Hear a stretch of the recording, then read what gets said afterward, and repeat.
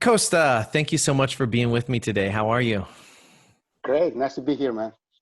Awesome. A quick intro to why I wanted to do these interviews.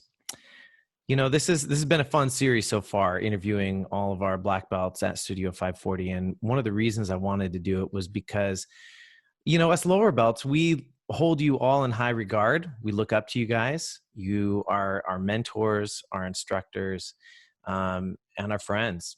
And I think that sometimes it's easy to forget that you were once a brown belt, a purple belt, a blue belt, a white belt, and you've made some mistakes along the way as well. So it's always fascinating to hear about the stories of my instructors and the people that I'm learning jiu-jitsu from. So with that, just tell the people who you are, your rank, and your lineage. My name is Kosta Maltezos. I'm a black belt. I've been a black belt for about 8 years now. I started late Jiu Jitsu, and I learned my Jiu Jitsu from the Gracie Academy, straight from the source. My teachers were Horion, Hiron, and Henner. Uh, Amazing. And yeah. Horian gave you your black belt. Horion gave me my black belt, yes. Yeah. It So you've was, been a black belt for 8 years, which is basically how long I've been training jiu-jitsu altogether. So you were a baby black belt when I was a white belt. correct, yeah. Yeah. So how was so you spent a lot of time at the Gracie Academy. Did you start at the Gracie Academy? Yes. Okay. The truth is that I went around to many places for a few years trying to decide where to go train jiu-jitsu. Mm-hmm. I wanted to start jiu-jitsu. Circumstances with work and family never really allowed me to take a decision. Mm. So I was kind of procrastinating. And I've been to a lot of places closer to my house at the time. Mm-hmm. The Gracie Academy was about half an hour away. And I'm like, I stopped by a couple of times. It was a very intimidating place. Really? You walk to our academy, and this is Hoyler is there. Wow. Hiron and Henner were like still in middle school, I think. Horion, Fabio Santos was in there that day. It was Wow. tough guys. Yeah. And I'm like, no, maybe not here. Maybe I'll find a smaller place. So I kept putting it off. Like, no, maybe I'm not ready. Mm-hmm. I had long work hours. Mm-hmm. I have a family, of course, wife, kids, young kids. Like, maybe I'm not, just go, like next month or next year. Mm-hmm. So I took the decision 2002 and said to myself, listen, I'm going to go train and I'm going to go to the best place. I'm not going to just look around for anything else. Right. And I got in my car and did it. You did. So you just committed. Was there anybody who helped you make that decision, or was it just something that you finally decided to do all on your own? To be honest, the guy who helped me go there, Mm-hmm. was my father. I used to talk to him. He had cancer at the time. The same year, 2002, when I started training, he passed away. Mm. And he is the one who said, don't just say it, just go and do it. Yeah. You keep telling me about this amazing place that you want to go train. Stop telling me about it, just go. My father was like old school tough, like either do it or shut up. I love it. And I'm like, the man is right. I'm just going to go. Yeah. I mean, some would say, what better place to train than with, that second generation of the jiu-jitsu royalty, right? But what were some of the things that were going on in your mind that made you feel intimidated at the time? Well, I was a big guy at the time. I was powerlifting a lot. And here I am walking into a place with a lot of small people. I remember Hiron, which was my main instructor throughout the first 10 years of training. Mm-hmm. Back then, he was just finished high school, right? And he had a girlfriend, an Asian girl, Diana, I think the name was, a small frame, about 110 pounds girl. Mm-hmm. that she used to just armbar me and choke me all over the place. And I was devastated. I'm like, there's no way. Yesterday, I bench pressed 400 pounds. Yeah. Today, I'm fighting for my life from this little girl. What If rank this was little she? girl, I'm sorry. What rank was she? She was a blue belt. It was A like blue a belt. Wow. prescribed blue belt. Wow.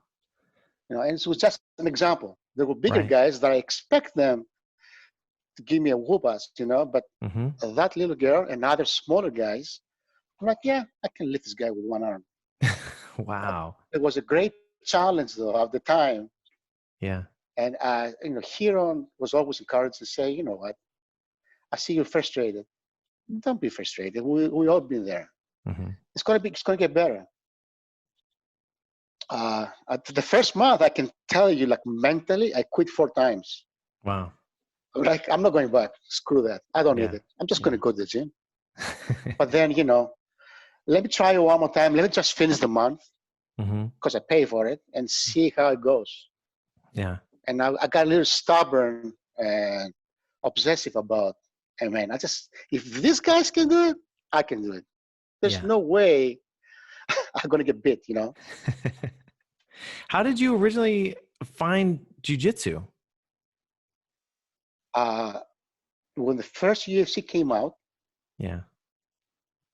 I watched the tape, not the day of the event, but a month later. Sure. I got my hands to that tape, UFC Mm-hmm. 1. At the time, I was doing Taekwondo and Hapkido. Oh, really? I didn't know that. And everybody said, you have to watch this. You have to watch the tape. I'm like, whatever. So I'm watching the tape and seeing that this skinny dude manhandling everyone in there. Yeah. And that it looked pretty nice, pretty good. Mm-hmm. But I didn't, I started 10 years later after that. But it was always in the back of my mind. Sure. Man, Jiu-Jitsu. And then UFC came, you started watching UFC. Yeah. And you're like, can these guys do all that? Is it possible? Yeah. Because I trained Jiu-Jitsu when I was in the Greek military, and it wasn't that effective, I got my ass whooped, on the street in fights. Mm-hmm. Can these guys have the secret to the perfect martial art? Yeah. It was always in the back of my mind. Yeah. So how many years did you train other martial arts? Well, I have about 25 years in total of training in various martial arts. Here and there. Yeah. And I really like them. Yeah, I always liked martial arts. I took a break before Jiu-Jitsu, and because I had a lot on my mind, young kids, like I said, long hours. And I wasn't going to go back. I was always, a good going to the gym, just show off biceps, and bench press heavy, walk around heavy, and looking tough. Yeah. It was good for my ego, Yeah. And after that, I'm like, I took the decision. Yeah. I'm really curious what it was like at the time among your Hapkido friends when they started looking at this UFC tape and started analyzing jiu-jitsu. I mean, what were the conversations like about it? We asked my teacher. My teacher is a Korean guy. I don't remember his name. He was very high ranked, 10th degree Taekwondo. Yeah. A very tough, short dude. Very tough. So we said, did you see the tape? He said, yeah. I'm like, what do you think about it? It won't work against Taekwondo. I'm like, really? Because it looked like it did work against strikes of all kinds. Sure. And he would come in and say, no, if this comes in, I Taekwondo this way and neutralize him. I'm like, yeah, I don't know. I have my doubts. And then my friends say, you know what? No, we can handle ourselves. Yeah. I'm like, okay, well, I don't want to find out, but I do in a way. Mm-hmm. Yeah. At the time we lived in San Francisco. And when we moved down back to Southern California, I'm like, here's a chance to find out Yeah. if Taekwondo, Hapkido can handle Jiu-Jitsu. Yeah. And as tough as they are, they're There's some guys amazing in Taekwondo and Hapkido, amazing guys that I met. Sure. I was not one of them. Okay. Isn't this an interesting Anyway, concept, though? I think, don't all martial arts feel like their martial art is the best? yes, absolutely. I never felt that way practicing karate, taekwondo, hapkido, all the things that I've tried to practice in life. I Mhm. just knew that I was just practicing, I see. you know. And as a young man, I test myself against others, and I did well sometimes, Sure. and sometimes not, really. Right. You just know that you're just practicing, try to stay in shape. Mm-hmm. I never thought that what I practice is superior to anything. Mm, The teachers, on the other hand, said, yeah, no, we sure. have the best thing. Right. As they should, I mean, Yeah. if you hear your teacher say, no, what I do is crap.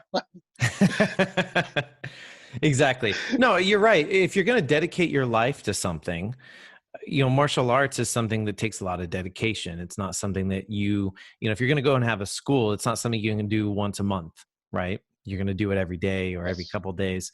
It's going to be something you put a lot of time into. And so in order to do that, you have to truly, really believe deep down that it is the most effective in whatever situation. I think a lot of martial arts think that they have the best martial art for self-defense. Yes.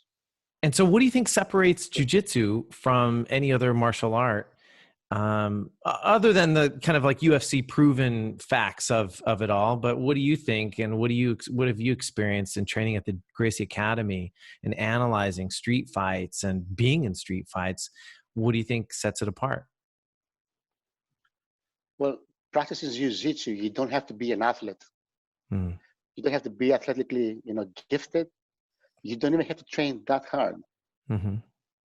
You have to show up and you have to spar, basically. That makes you better every single time. And then it gives you the great confidence. And you know that what you learn, you can translate in a fight. Right. I think that's the effectiveness of jiu-jitsu. Yeah.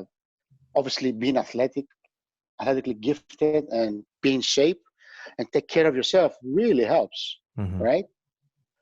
But a guy like me that started late training jiu-jitsu, I knew, and I test myself a few times. It's a very effective art.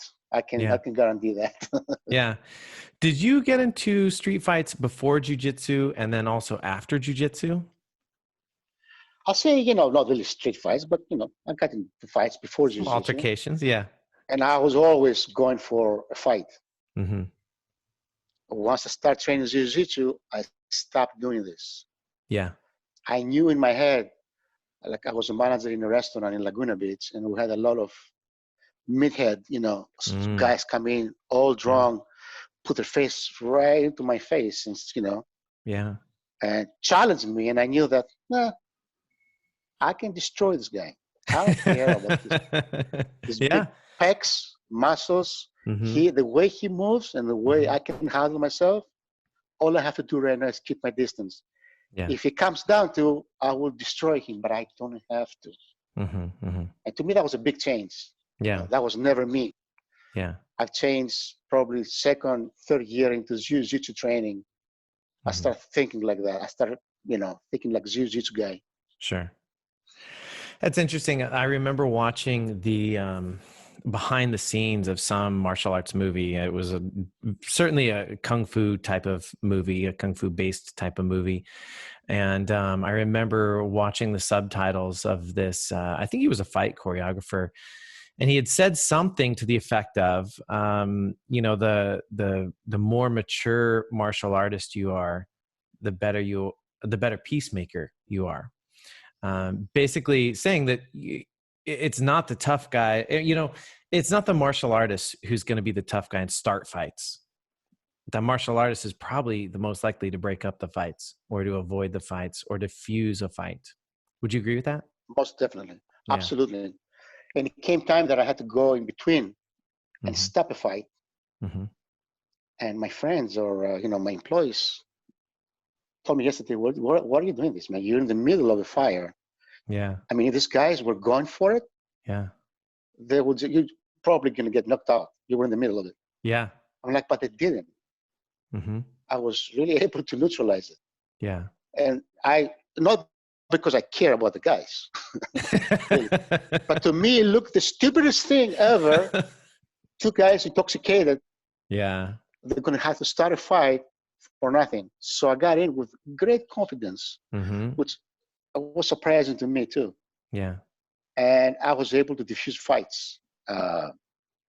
And it came very natural, and very easy to me at the time. Mm-hmm. But it's true, yes. Yeah. You said a couple of times that you started jiu-jitsu a little later in life. How old were you when you started training? I was 36. 36. Mm-hmm. 36-year-old. I mean, Oh. for today's standards, Yeah. Well, not really old, yeah. right? Yeah. But you walk into a room with about 20-year-olds. Yeah. Yeah, I was the grandpa. Did you have some regret? I mean, I remember as a blue belt, as a purple belt, thinking, man, I've been at this I remember when I hit the 4-year mark. I think it was when I hit 4 years. I thought, it took me 4 years to get the courage to start training. If I had started 4 years ago, I'd be in 8 years, and just think of how much further along I'd be right now. Did you have any real moments of regret of waiting to start? Oh, absolutely. I had regrets of not discovering it earlier, Mm-hmm. Because it's not just another martial art. Mm-hmm. It's like it's a lifestyle. Sure. It's a changing art. Right. And I was in my 40s, wanted to compete, at the adult division, which is out of 30, Mm-hmm. and thinking, man, what if I was like 28 years old right now? Right. And what I know as a purple belt, I would be like definitely in better shape. Mm-hmm. And that would be really, really fun. Yeah. Training jiu-jitsu, Yeah. But, everything happens for a reason, Sure. Yeah. I started at that age because that's when I took the decision. Mm-hmm. And I don't regret it. Mm-hmm. You were ready for it at that time. I was. Mm-hmm. I was the strongest. I was very wise. If I had started jiu-jitsu at 20, I would probably be in jail. I don't know. No, I'm just saying, I knew what I had in my hands, and I knew that I was an eternal student, Mm-hmm. and I had to use what I learned wisely, Mm-hmm. and I had to just make it to the dojo. I had to make it to the academy. Yeah. Every time. Mm-hmm. And that was my goal. Mm-hmm. I'm curious about what it was like in the early days for you, your white belt and blue belt days at the Gracie Academy in Torrance, with kind of all these legends of our sport kind of walking around, bumping into them at any given moment. Do you have time? Did you have opportunity to train with them quite a bit? Were they more exclusive? Were they, really friendly and out there and accessible? Talk on that, on the early days for you there. Well, I started jiu-jitsu right at the moment when the big separation came at the academy. Everybody left at the time. All the big names left. Of course, they were visiting and training from time to time. Mm-hmm. But the only main instructors were Hiro and Henner. Okay. And I started when they were brown belts. Mm-hmm. Okay. Horion was not teaching that much. He will come in and teach sometimes. Same with Helio. The old man himself will come in and teach sometimes. But, and what did that look like, though? What did that look like, though? He didn't speak any English, right? Yes. And so he would teach a technique and someone would translate? Have you ever had a feeling that somebody's speaking in the room and everybody else, like the world westerns, everyone was like, stop and look at yeah, me? Yeah. Because we didn't understand a word, but we knew something important was told, Yeah. He used me once, I remember, as a uke, to teach, Yeah. He jumped in, in the middle of class and said, no, you don't do it right, I guess. To Hiro, I don't know. And he grabbed my collar He was about 90 years old, right? So he's Wow. holding my collar with one hand, Yeah. and with the other hand explains Yeah. what they should do in Portuguese. Yeah. The boys, the Huron brothers, they're listening. And the collar started getting tight in one side of my neck, Mm-hmm. and I start seeing stars. I'm like, this is not going to end up well, but I was too embarrassed to say anything. Sure. And then Huron, saw that, and then he taught him Portuguese. He's about to sleep, this guy, just let him go. And I was like, whoo, whoo, this old man has a strong grip. Yeah. But I remember him being all about the technique. Besides the fact that he emphasized self-defense. Mm-hmm. If there's a jiu-jitsu class, he has no application to self-defense, it's not a class. Mm-hmm. And second, he hated seeing students sparring really hard. Really? Like going at it. Yeah. Some guys, they saw like zero technique, but they were all committed to kill each other just because the Grandmaster was watching. Oh, wow. Yeah. Despite that, he hated that. He would jump in or call Huron and say, stop these guys. What are these guys doing? Wow. I mean, sparring is learning. What are these guys learning right now? They try to take each other's hair off. And I see zero result of this sparring. At the end of the sparring, this guy's going to be beat up and tired. And Huron would come over and translate and say, okay, guys, the Grandmaster said, cut it out. Wow. Wow. What you learn in class, try to apply it. Try to do technique. Yeah. It was good days. I really value. I didn't know back then. You take it for granted, of course. Mm-hmm. What belt were you when you saw him there? Usually, like a blue belt. I was a blue belt. Yes, mm-hmm. I was a quick blue belt. I got my blue belt in less than 6 months. And back in the day, you had to kill somebody to get promoted. so I was very aggressive, I was very aggressive, trying to attack everyone, trying to overpower them, It wasn't much of technique that I had. Yeah. I had a lot of aggression, but I didn't know any better because the higher belts, they were just beating the crap out of me. So I was trying to survive, basically, and pay back the favor, And that's how you get noticed at the time. Back then, that's how anyone around, any instructor start paying attention to you and who you are and what you can do. All these things change now. I mean, if you walk to the Gracie Academy or Gracie University as it is today, there's no better place. There's no better instruction, I believe, anywhere. I've been to many places. You and I have witnessed lots of guests coming to Studio 540 to seminars. We met them, and we know they're great champions, but not everybody's a good instructor. Exactly. Right? Right.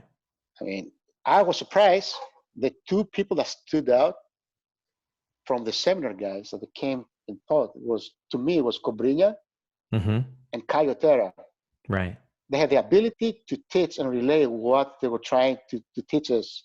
Very nice and clear, and it was like excellent instruction.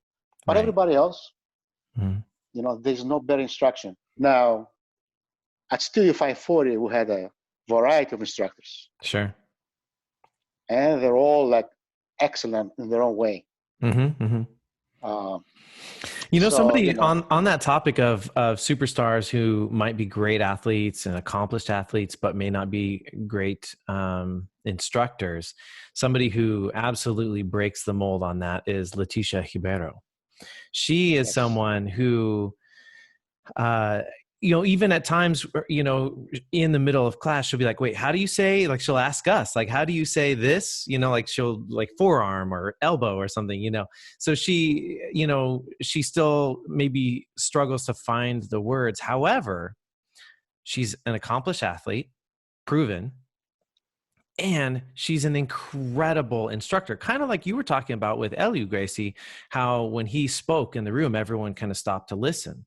I feel like, Leticia also kind of has that type of vibe too, where when she speaks, she has an intensity, a clarity in the way that she demonstrates everything. And you're right. There are a lot of people who are, incredible on the world stage of jiu-jitsu. But when it comes to instruction, it's a different set of talents altogether. Now, you and I were very fortunate because Robert Zepps, when he started the training spot over there, it was like a Gracie certified before became, That's right. 540. Right. But when it became 540, he brought in some of the best. I mean, like, we can't forget the influence we had from Joel Tudor. Joel Tudor, I mean, amazing, athlete mostly, very intense, straight to the cut to the chase, excellent instructor. Yeah. Then you have, I mean, my favorite instructors at the time is right now at 540, guys that I love to take, classes from. Now that Jeff Hicks is gone, Yeah. It's John and Jessica Roth. I mean, I love the instruction. The instruction is clear, to the point. I mean, they peel that onion, all the layers are off, little by little. They make you understand everything. That's right. I don't mean that, everyone else is not excellent, No. Again, we have Andre, we have Aaron, we have Jake. Sure. Right now, we have Richard, Yeah. Well, and that's like, anything in life, really. You have, there's different flavors for everybody. There are instructors who teach a certain game or a certain style that appeals to certain people, and it might not appeal to other people, or might not have the same, might not resonate with them in the same way. I mean, you brought up something interesting. I think that, for the people at Studio 540, the members at Studio 540, I think most of them probably know that we started out as a Gracie certified training center. Some probably don't. And I think that there, are even more people out there who maybe have never been to Studio 540. They've just seen us on social media and things like that. Maybe they didn't realize that we were a Gracie certified training center. That's really where we had our roots. And then, we were very much, I remember going and being there for about a year before we became Studio 540. And we were really focused on the Gracie combatives.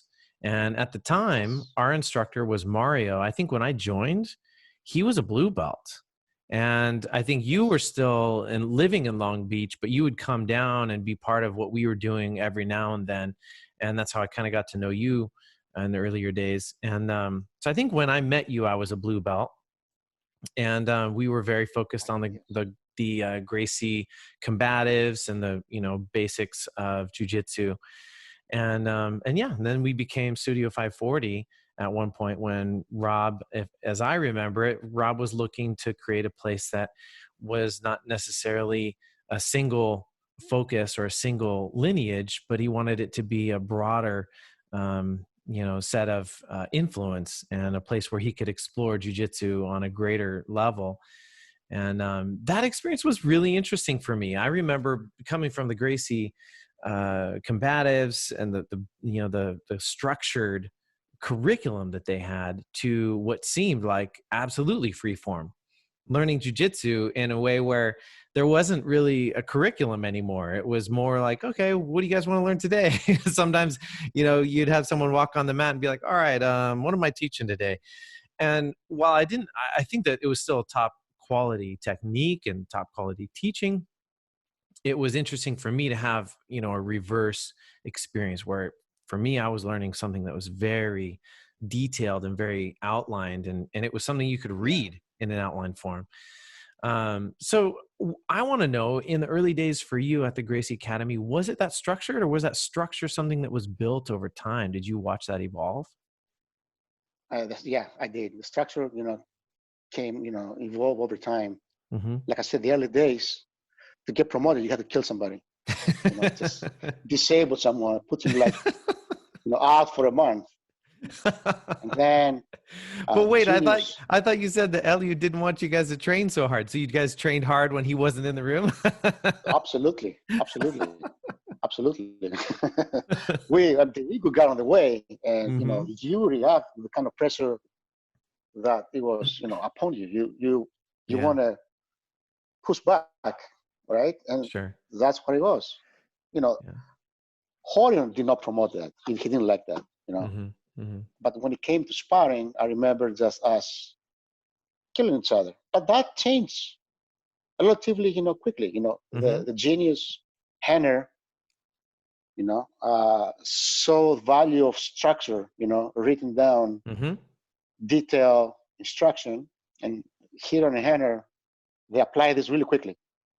And it was, I loved structure. I do love 540, the 540 when it started. It was a great change for us. Sure. I loved it. It was huge. But I like structure, I like knowing what this month, what the curriculum is, this month, this week. Today I'm working in, I know what's going on.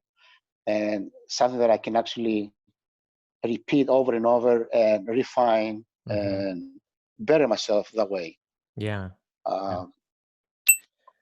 Again, Robert, the visionary, guy that he is, the open-minded visionary, saw that San Diego needs something more than that. We can't just have a certified center.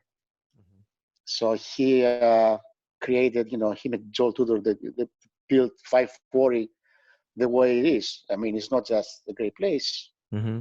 We kind of spoil, we have we work in a great studio. Yeah. And it's like a gentleman's club, it's a clean place. Right. Hours, clean mats, 3 mats, you go stretch in one mat, take distraction on the other.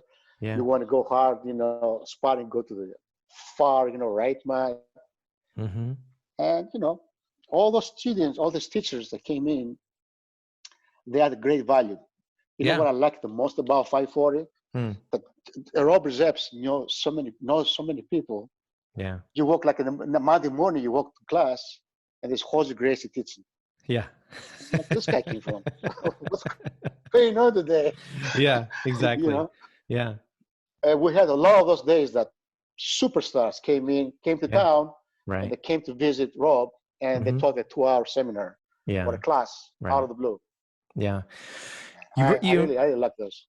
You mentioned, how much it changed for us at Studio 540 when we became Studio 540.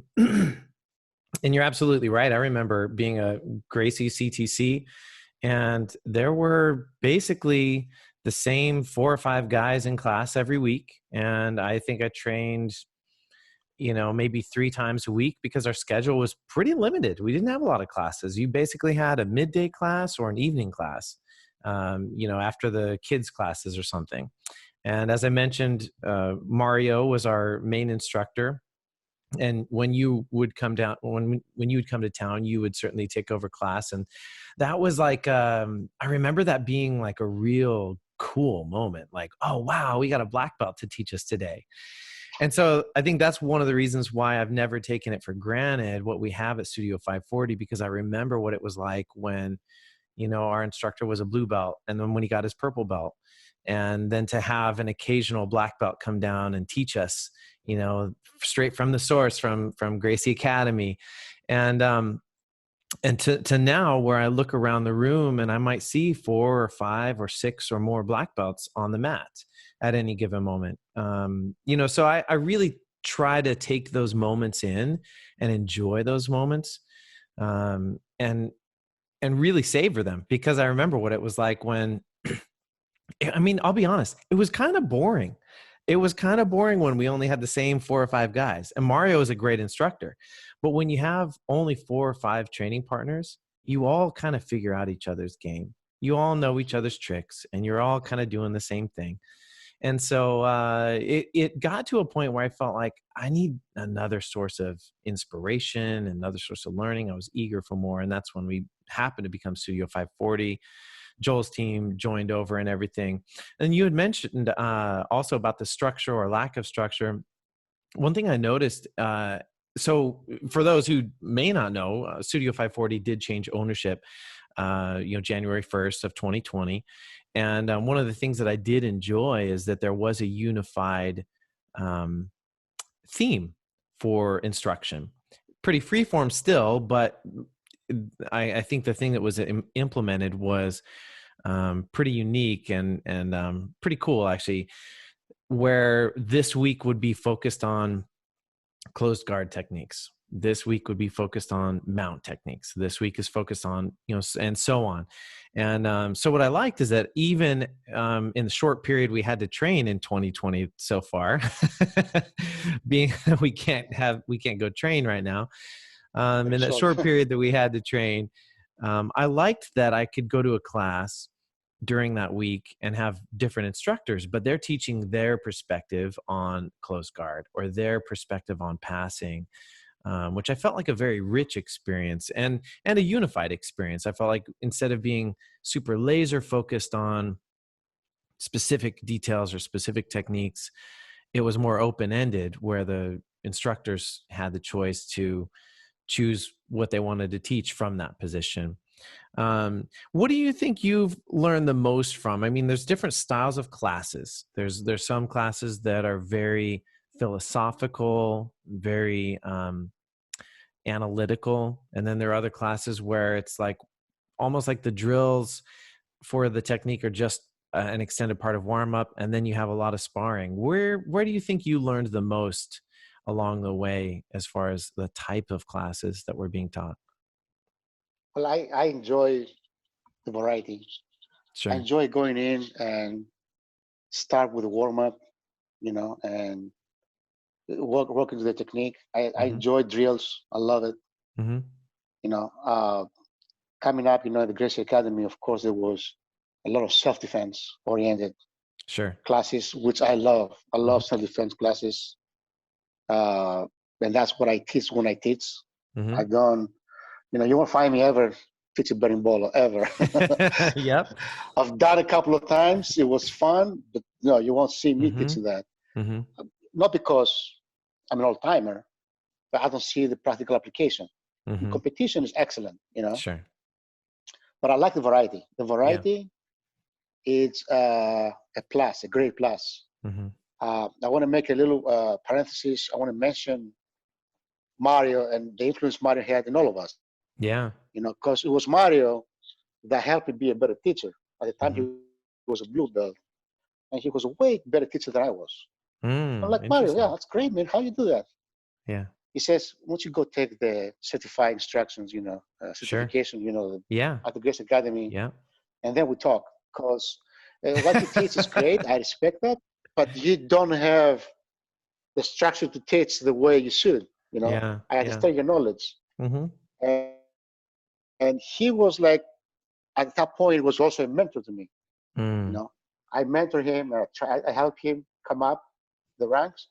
He actually put me straight. The German, thinking like, no, you have to learn the right way. Yeah. Yeah. And that was great. And that's how it is. If you teach your students, come from the first day, first step, do it right. Don't worry if you fail. Just come up. This class is going to go slow because you're a beginner. But a month from now, you're going to jump into a class that has a long warm-up and drills. And there's also value to that. Sure. You're mixing up your training. You are building up strategy and stamina, but also you have the knowledge of how to slowly go about and apply every one of those nice moves that we learn. If it was just slow for a year, we won't have any students left. Students will go, to other places. Yeah. But you go in, like I said, on a Monday, it's maybe an intense class. Tuesday is very mellow, low-key class. You walk in Wednesday and you run like sprints, basically. Yeah. And I love this variety. This is excellent. I love it. Yeah. I like that variety too. And I think it's pretty apparent that, just watching white belts come in, new people come into Studio 540, it's apparent that there are those who learn best from just being thrown into the deep end. And there are those who learn best from having a very structured, methodical, and slower paced type of instruction. And I think you got to, as a gym, you got to kind of offer both because people have different needs. And, as far as 540 is, we're trying to be kind of a universal type of, jiu-jitsu club where anyone with any kind of previous background can come and train. And It's I, amazing. It's go pretty ahead. amazing to watch white belts grow. Mm-hmm. There's nothing more satisfactory, Mm-hmm. rewarding Hmm. to watch that. A guy comes from nothing Yeah. and he's a white belt, and you think sometimes, oh man, this poor guy is gonna get murdered today, you know. Yeah. But you see those guys grow and they Yeah. thrive. I mean, you are a great example. You were very mellow at first, Mm. you know, Mm-hmm. excellent, good learner, very quiet. Once you hit the late blue, early purple belt stages, you Mm-hmm. became an animal, Really hard. I see guys, huffing Yeah. and puffing trying to roll with you, Yeah. and you're not really so intense in your rolling, but Mm. you're very technical. You got your strength from yoga or wherever. You have a Mm-hmm. great concept of jiu-jitsu all around, Hmm. and this is like excellent to watch, on any student. Man, well, thank you for the compliment. I appreciate that. I as you're saying that, I'm realizing that tracks very in a very real way with things that were happening inside of me as a person. I came from a personality that I think got taken advantage of quite a bit because I'm the nice guy. I'm the guy who is willing to go the extra mile for somebody, let others go first, serve others. And, while I think that has its place in society, and I think those are a lot of great traits to have, I was learning about myself, Kosta. And I think this is one of the things that drew me to martial arts and specifically jujitsu is that it empowered me. And it took me to a place where I kind of got tired of taking everybody's shit. And I started realizing that I have technique and I have an understanding of the fight. And it's time for me now to apply it, not to just lay here and be under side control for 5 minutes and stall and be passive. It's time for me now to impose my game on someone else. And so there was a real mental process alongside the physical process. Yeah, if you reach purple belt as yourself and you don't achieve that level, Hmm. this switch, Right. this mentality change, Yeah. then you're wasting your time with jiu-jitsu, Interesting. right? It's Yeah. as great lifestyle as it is, Yeah. and we all enjoy going there for the social part. Yeah. It comes a time that when you turn a purple belt, you got to be the king of the mat. Basically, you have Mm. to be feared, Mm. not just feared because you're big, strong, whatever, but everybody knows that they have to match your technique if they want to stay there those 6 minutes of sparring with you Right. Yeah. around. Yeah. And I see that a lot lately, and I love it. I love every minute. You What know, would you say it was like for you as a purple belt? Was that a fun promotion for you? And what were your purple belt days like? first of all, I was disappointed. I thought I did not worth being a purple belt. I'm like, oh Really? man, it's too early. No, the belt Yeah. grows on you. And at the time, Mm. I had great sparring partners. And once I got the idea, as a purple belt, I was in the best shape ever, Hmm. jiu-jitsu wise. Hmm. I watched what I was eating. My weight was spot on. My technique was there, and I was tearing it. Yeah. People who did not want to roll with me. I was the Yeah. lightest that I ever been in jiu-jitsu. Yeah. I was under 180, and I was just fearless. I was Hmm. just Hmm. going in for the kill, and I competed the most. I think late blue belt, early purple belt stages Hmm. before the serious injuries start keeping me down. Hmm. We have to mention the injuries too, Yeah. because if you're a family man as myself, then you have kids to get to take care. You have a job you have to go Yeah. to, a mortgage to pay. Yeah. I felt guilty coming home, facing my wife and limping. It was like, oh man. And she always supported me. Always Sure. supported me. I'm not Yeah. going to say she didn't, Yeah. but I was like, oh man, what was going to happen if this ACL that I just tore, I can fix it like in 6 months from now? I mean, I have to keep the job. Yeah. I have to keep moving. I have to do a lot of things. Yeah. So that also play, into your mental Hmm. as you train jiu-jitsu. Hmm. I'm glad I didn't stop. I'm Hmm. glad I got encouraged a lot at home, and I'm glad I got encouraged a lot at the academy to Hmm. continue, at a different level. Yeah. I was really fortunate, I think. Hmm. These days, when I go back to the Gracie Academy or the Gracie University as it is now, and I meet all my compadres, all the black belts who sit around. There's not too many. There's like maybe a handful, or maybe a little more than a handful. Sure. 6 or 7 that we stuck around discussing what we went through and how many fellow students we lost, meaning they quit at the blue belt level, or even sometimes at purple belt. Yeah. They didn't have it in them, and they start see themselves not worthy. They hit the plateau, as we call, and they got discouraged, and nobody ever was able to encourage them enough to continue. Some of us, me, myself included, I was very fortunate to be constantly encouraged. Yeah. Not to quit. Yeah. As a brown belt, it was the hardest thing for me to stay in jiu-jitsu, I think, I had Mario, I had Robert. These guys really encouraged me. They helped me see the value I have and what I can offer. Wow. Not just as a student, but as a teacher. Yeah. Down in Solana Beach or anywhere else. And at home also, I got excellent encouragement. I'm very grateful, to this day for this encouragement. Yeah. That really helped me. Yeah. Really helped me go to the next step, the next stage, and make it to black belt. Yeah. Of course, like I said, injuries follow you. If you enter any martial art or any intense sport, and you're not realistic about injuries and what they're going to do to you, or mentally and physically, then you're killing yourself. Yeah, exactly. Yeah, I came from a yoga background. That was basically all I did for acting. I mean, yoga and like high intensity workouts at home.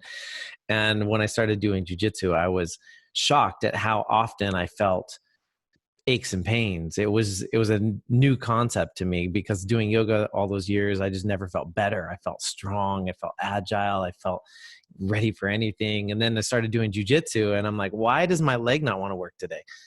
It was tough. You said something about owning the belt that resonated with me. And I remember getting my purple belt and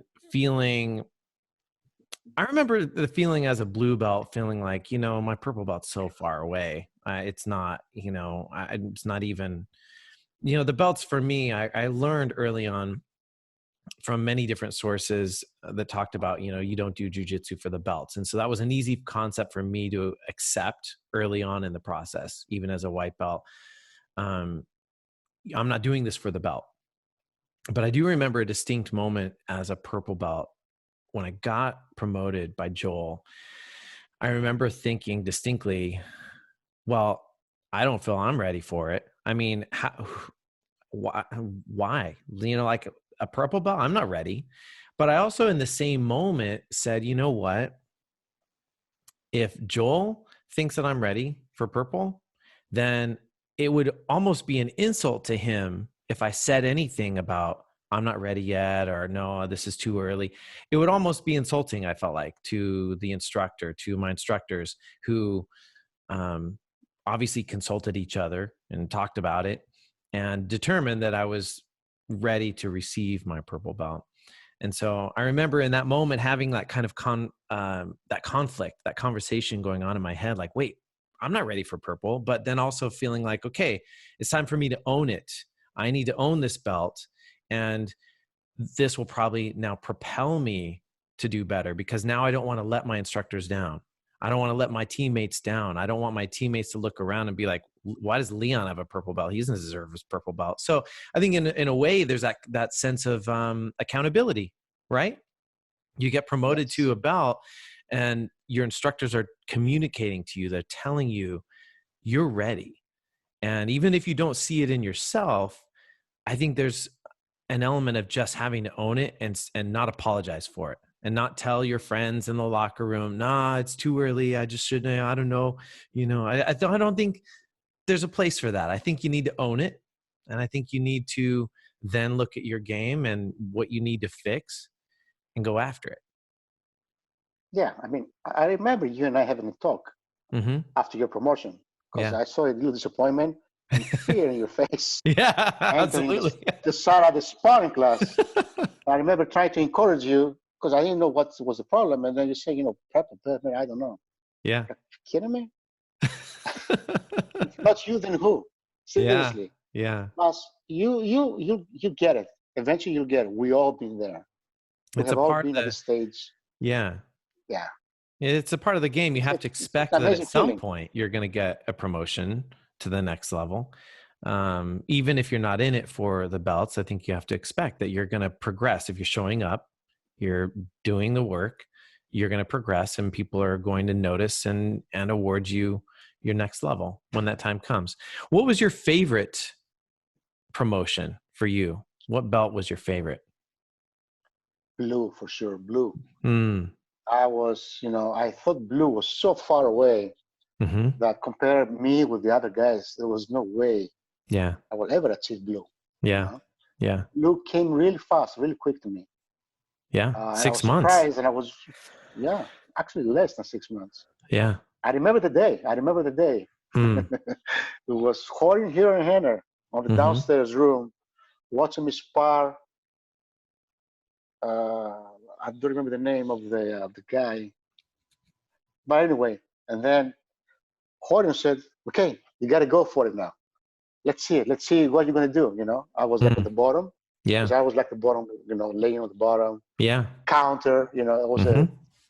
counter attacking kind of guy all the time. Yeah. And I really just clicked, and I came around, and I threw a couple of excellent techniques, Mm-hmm. apparently, and I won that sparring match. And then, Was this against another blue belt or? yeah, Yeah. it was against another white belt. Oh, of Because I course. was I Against was another white belt. I was Gotcha. tapping blue belts at the time, Mm-hmm. Mm-hmm. But that white belt, it was about the same level with me. Yeah. And I believe that now that I think about it, that they were trying to promote him, but he lost to me. And Jorge came over to me with a blue belt and said, "There you go, congratulations." Wow. And I was ecstatic. I had like family dinner here. We went out for drinks and everything. It was like celebrating like for a week. Yeah. I was opening the closet, looking at the belt. I'm like, "It's still there?" Yeah. I still have that blue belt. I Yeah. was very excited. Yeah. Yeah. Once you get that belt, Mm-hmm. that's proving ground. You have to really prove yourself. Sure. And back in the day, when I got my purple belt, there were not too many purple belts going around. Mm-hmm. You could not get a purple belt that easy. They have to really be noticed. Mm-hmm. I don't say this thing changed now. I'm just saying back then it was like, nah, no one ever gets purple belt ever. Wow. So It that's was like 4 purple belts. that was like a big milestone then to Yeah, make it a purple. it was. I was just scared as a purple belt. I'm like, why do I get a purple belt now? Wow. I mean, I don't feel that I'm that good. Yeah. What's going on? Yeah. Mm-hmm. And then the brown belt came easy. Mm-hmm. Brown belt, it was something, you see yourself moving to a brown belt level. You stand very well against other brown belts. Mm. You give a little hard time to black belts, and you don't tap that easy anymore. Mm-hmm. And, Mm-hmm. brown belt was expected. And like I said again, though, as brown belt, I hit a plateau and I stay like a 4-year brown belt Okay. before I get my black belt. Yeah. It was really hard. Was there a moment And that you knew black belt that at you were my going to get? age, Yeah. I thought that, this promotion day or the next event, I'm going to get Mm-hmm. my belt, and I was Yeah. right. I got it. Yeah. As a black belt, you turn the black belt, a guy my age, I have nothing to prove anymore. What I'm Yeah. going to do? Yeah. I'm not going to go compete and embarrass anyone. Although I like competition, Mm-hmm. I'm not going to, challenge the world champion, Mm-hmm. and lose and get disappointed. I'm just a black belt now.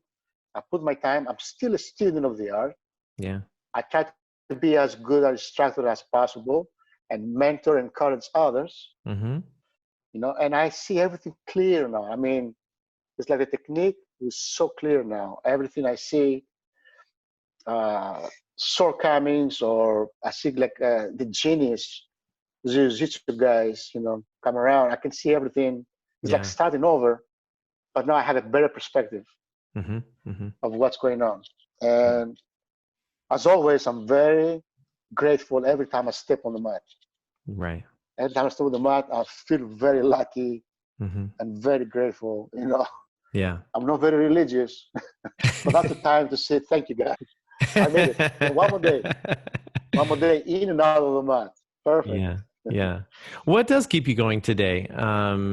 Is it something that, I feel like with everybody who trains jujitsu, there's something that just becomes a part of it, becomes a part of you. But for each of us, there are kind of different reasons that we like to train jujitsu. Is it the puzzle, the challenge, the physical aspect of it, the community? What would you say keeps you going the most with jujitsu? Well, there's a lot to be learned. There's a lot Mm-hmm. for me to learn, and there's a lot of techniques to pass on. Mm-hmm. And I have nothing else really. I mean, what else am I gonna do? I'm not playing chess. I don't do anything else. We have some war, guys. Most guys are 540. They're surfers, Mm-hmm. right? They have something to go to Yeah. other than jiu-jitsu. I don't do surfing. Mm-hmm. I don't know why. Maybe I tried a couple of times, and it was fine. It wasn't as good as other stuff. And Yeah. you become really awkward. You're like, what else am I gonna do? Yeah. Work, training, home. Basically, that's the routine. Mm-hmm. Mm-hmm. Something to eat.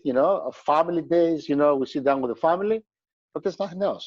Yeah. Jiu-jitsu is a lifestyle. Yeah. You learn to live that lifestyle. I Mm-hmm. mean, I would love to do something else, like I don't know, parachuting, or flying a plane. Yeah. But I never put as much effort in anything else other than jiu-jitsu and work. Yeah.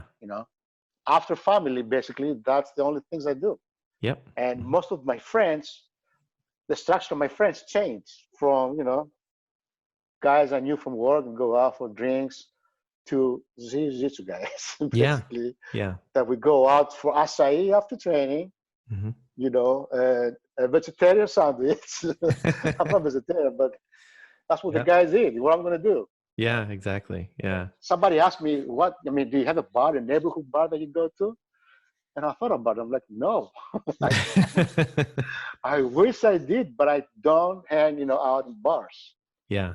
I mean, I only go out with family Yeah. or with jiu-jitsu guys. Yeah. That's it. Yeah. So instead of knowing where all the bars are, you know where all the acai places are. Yes. Pretty amazing. I don't even need to locate them on Google, I know. Where are you at? All right. 2 blocks out. That's awesome. Well, Kosta, this has been a great conversation. I've really enjoyed chatting with you today, and I've really enjoyed having you as an instructor and a mentor in, on the mats and in life. As you kind of mentioned there too, there's this, community element of jiu-jitsu, and I look back and I realize that, in some of my toughest times in this life, my jiu-jitsu club has been there for me. My crew has been there for me. And so you were certainly one of those guys, certainly always, willing to give advice, whether it's, in life or in jiu-jitsu. And that reminds me, before we sign off here, I have to share the one thing that you shared with me that has stuck to me this day that I will never forget. And I think actually kind of changed the way I did jujitsu. It definitely changed the way I did jujitsu. At some point as a blue belt, you saw me in the locker room with a set of those, with a headset, that covers your ears, like the wrestling headset that covers your ears. And you said to me, you said, "Oh, somebody's ears hurting today." You were making fun of me. And I said, "Yeah, really, I couldn't even lay my head on my pillow." Like, I was like complaining about how bad my ear hurt. And I've never wanted cauliflower ear ever.